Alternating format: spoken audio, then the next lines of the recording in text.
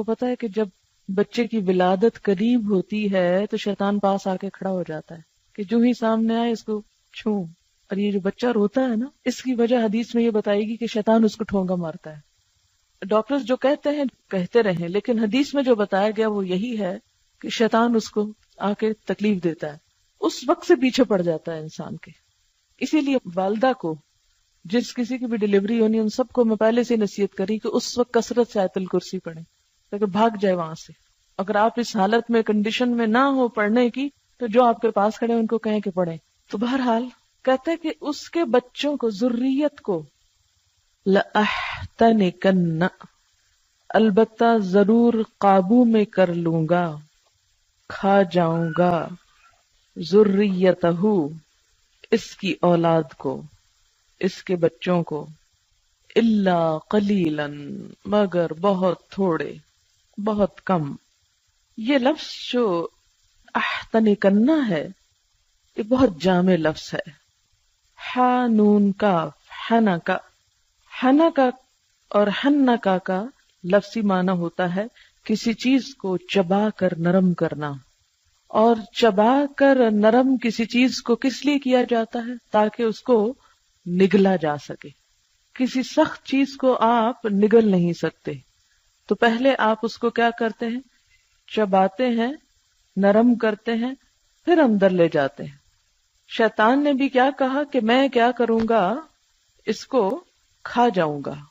اب یہ کھانا محاورتی معنی ہے، لفظی معنی نہیں ہے. اسی طرح تحنیک کہتے ہیں نا، گھٹی کو، گھٹی نہیں دیتے بچوں کو، اس کو تحنیک بولتے ہیں. اور پھر ہونے کا اور ہن کا سبھی بچے کو مہذب بنانا. احتناک ہوتا ہے کسی چیز کو پورے کا پورا لے لینا. اچھا، آپ نے گھٹی کے بارے میں بھی سنا ہوگا، جب بچہ پیدا ہوتا ہے تو اس کو گھٹی دی جاتی ہے. نبی صلی اللہ علیہ وسلم کے پاس بچے لائے جاتے تھے، آپ کھجور کو چبا کر نرم کر کے تو ان کے تالو میں لگاتے تھے، چٹاتے تھے. اور اس کا بھی کہا جاتا ہے کہ جو شخص گھٹی دیتا ہے اس کے اثرات ہوتے ہیں بچے کے اوپر. ہوتا یہ کہ بچہ بالکل ایک ان ٹچ نئی چیز ہوتا ہے نا، تو جو پہلے ہاتھ اس کو لگتے ہیں، جو اس کے زبان کے اندر یا جسم کے اندر انسان کے انگوٹھے سے یا انگلی سے جو ریز جاتی ہیں وہ اس کی شخصیت پہ اثر انداز ہوتی ہیں. اسی لیے کہتے ہیں کہ نیک شخص سے ہمیشہ یا اچھے خصلت انسان سے پہلا ہاتھ لگوانا چاہیے تاکہ اچھائی جذب ہو انسان کے اندر. تو اس نے کیا کہا شیطان نے کہ میں اس کو گھٹی دے دوں گا، پیدا ہوتے ہی اپنے ہاتھ لگا دوں گا. یعنی یہ لفظی تفسیر ہے، اب لفظی پہ مت جائیں، یہ صرف میں اس کی گہرائی تک پہنچنے کے لیے آپ کو یہ بات کر رہی ہوں کہ اتنے تو شاید انتظار میں آپ کے ماں باپ بھی نہ تھے جتنا شیطان تھا. آپ کے ماں باپ نے کوئی پلاننگ نہیں کی ہوگی کہ بچہ آئے گا پہلے اس کے ساتھ کیا کریں گے ہم. کوئی نہیں سوچ کے رکھتا. یہ کپڑے ان کے بنانے خریدنے وہ شوق ہوتے ہیں لوگوں کو، وہ ڈھیروں ڈھیر مال اکٹھا کر لیتے ہیں.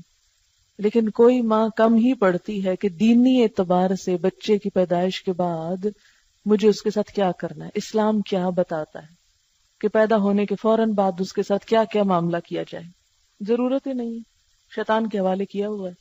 اب آپ خود سوچیں کہ ہمارا دشمن اتنا ہوشیار ہے کہ وہ اپنے ساتھ ملانے کے لیے کھڑا ہے وہاں. پہلے اس کو میں لے لوں گا، میں اپنا بنا لوں گا. جاتا ہے کہاں؟